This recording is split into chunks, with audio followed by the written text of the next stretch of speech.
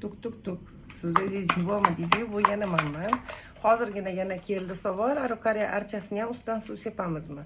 Albatta, xonani haroratiga qarab turib, juda issiq bo'lsa, kuniga 2 mahal, bo'lmasam 1 mahal yozgi kunida, qishki kuni уже boshqa gap bo'ladi. Albatta sepamiz. Arukariya archani ustiga qanchalik suv sepsangiz, o'zidan shuncha kislorodni sizlarga chiqarib beradi. Chunki bu o'ziga changi oladi. Bakteriyalarni olgandan keyin bunga suv sepgan saringiz bu yaltillab, yonib turadi.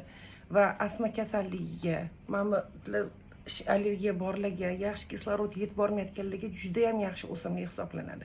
Chunki bizani o'zimizdan opitimizdan o'tgan, o'zimizning xonadonimizda bo'lgan kichkinasi bor edi, hozir u katta bo'lib ketgan arukariya archamiz. Bu 4 metr 5 metrgacha o'sadi bu archa. Lekin обязательно xonaga archa yana va yana qaytarib o'taman. Xonaga bo'ladi, ofislaringizga, uylaringizga, hovlingizga hammani qaranglar qanaqa chiroyli bo'lib turadi. Sizlarda kislorod, astma kasalligi, bronxialni astma borligi bu juda ham foydali bo'ladi. Mana qaranglar, yaxshilab cho'miltiramiz buni. Mana bu suvni yaxshi ko'radi.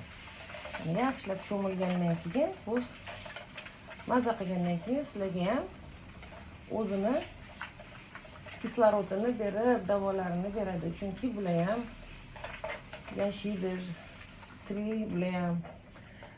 Mana maza qilib yam-yashil ko'ryapsizlar.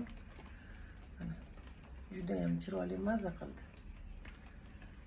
To'kilib turadi baylari, yonib turadi.